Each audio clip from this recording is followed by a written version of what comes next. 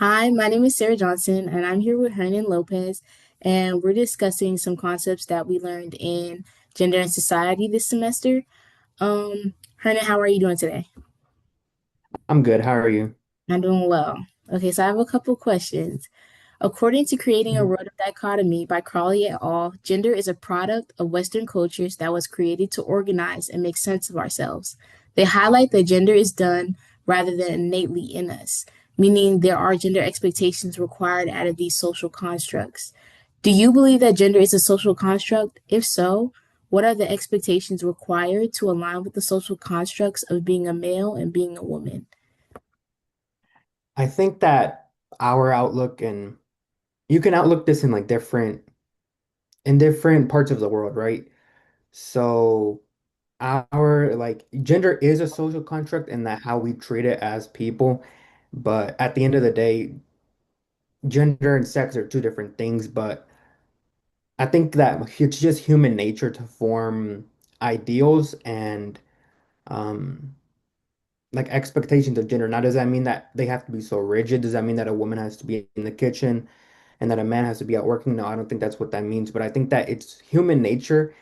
But I also think that it's very flexible so that it shouldn't be. And so, like, our current ideals are a social construct or like society's current ideals. Um, and the way that society has carried itself really over like history, really, that is a social construct. But I think that eventually, or like throughout human nature, maybe that's just me, like that's just my outlook of it. But I think that throughout human nature, that eventually there would be, something that connects gender and sex. So you believe that what I'm getting from this is that you do believe that gender is a social construct and that there are expectations required to align with the social constructs of a male and a female. Yeah, yeah, I think so. Okay. So my next question has to do with gender expectations.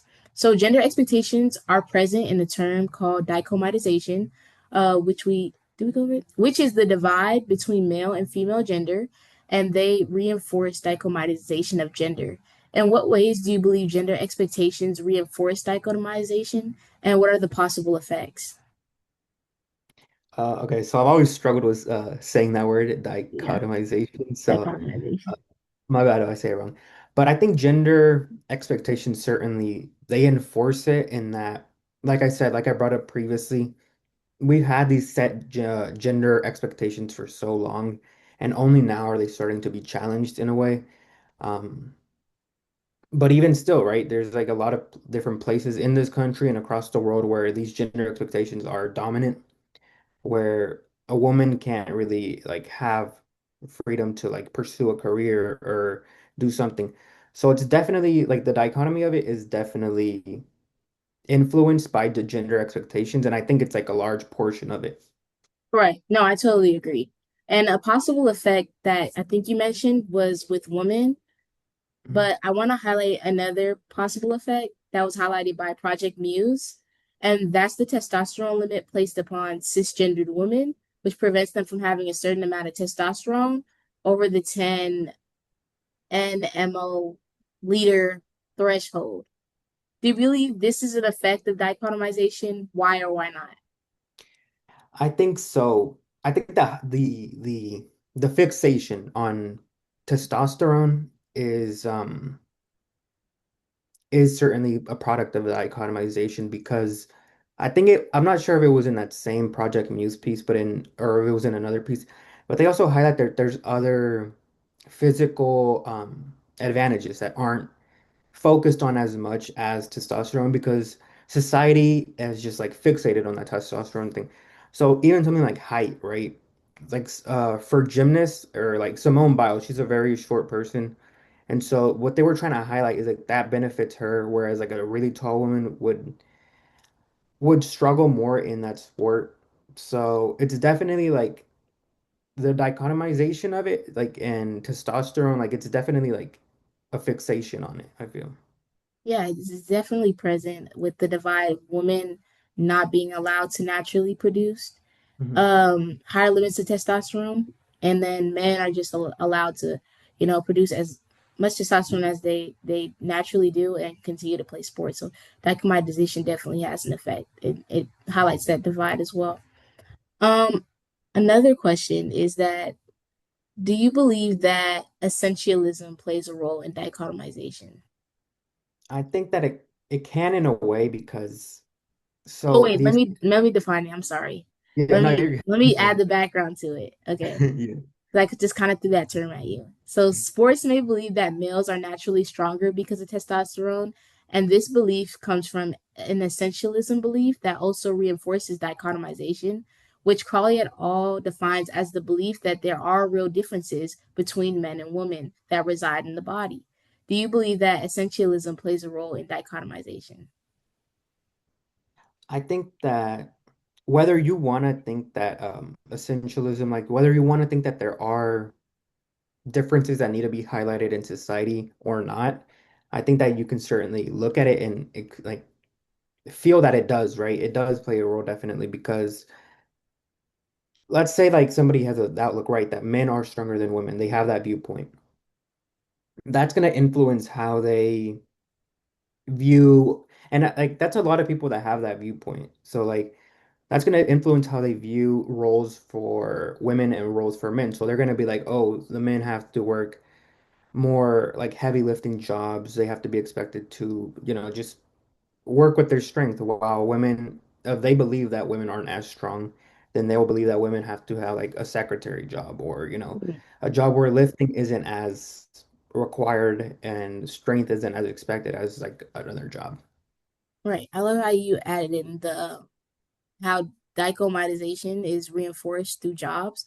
Women are expected not to be as strong, so we place them in a category where physical strength is not required. And then men are expected to use their physical strength, though we place them in a category where they are required to. And that's where essentialism plays a role too, because it's highlighting those differences and placing them in categories based on those differences. So I like that you added that. Um, how do you, in, Since we mentioned this, how do individuals challenge this dichotomous framework of gender? Do you believe there are any examples in present day?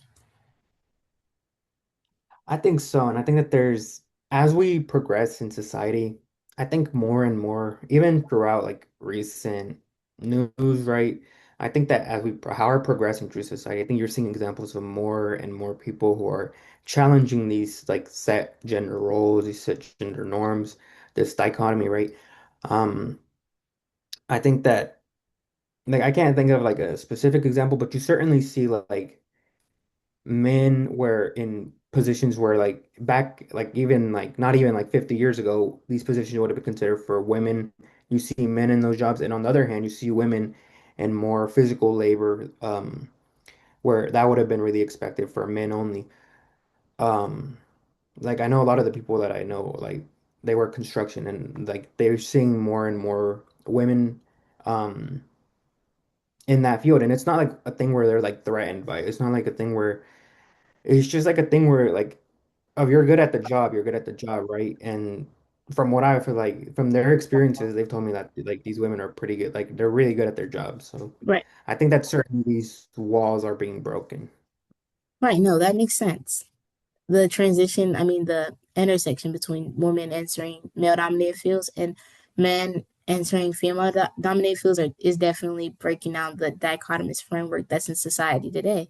Another example that I do want to offer you, leading into our next example, and our next question is transgender women are currently fighting for places in women's sports, which requires them to conform to the expectations in sports required of cisgendered women, which also reinforces dichotomization. And the expectations that I'm highlighting in this background is the testosterone limit. They have to be placed in the same Mhm. testosterone limit as cisgender women if they want to play in the female category. So, our focus in this whole segment has been how women are placed. No, sorry. My focus in this question is how women have been placed at a disadvantage from dichotomization. Do you believe men experience a disadvantage or a benefit from dichotomization? Why and in what way? I think that as a man, and like it would be delusional to say that we don't like experience benefits, because we certainly do, right? And that's in like as you said, sports, right?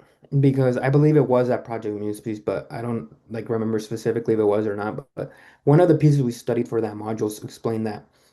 So like the testosterone thing is what women and transgender athletes are they're tested on, but that there is no equivalent, excuse me, for men in that same like stratosphere. Men aren't tested for anything, right? Um, and it's not even just sports, it's across like everything, right? Male privilege is certainly a real thing. Hmm. Whether we benefit from from pay right? Men are paid more, the wage gap, or even like just day-to-day life. I don't know if you're gonna bring up a question on this. I know I wrote a question on this, but men are more violent than women. And so I know that a lot of the women that I know are not safe or like do not feel safe or do not feel comfortable when they're just out walking. They do not feel comfortable like alone, especially like at night. Um, and that, like men, I know men, like I'm not trying to like generalize all men, right? But I know that most men really, they don't have those same fears. Most men don't have the same fears of like entering a career and fearing a pay gap. So it certainly is a real thing. And I think that it'd be like delusional to think that like men don't benefit from such a thing. No, there is definitely a benefit that does exist there. But that was all my questions today. Thank you for answering, and yeah, that's the end.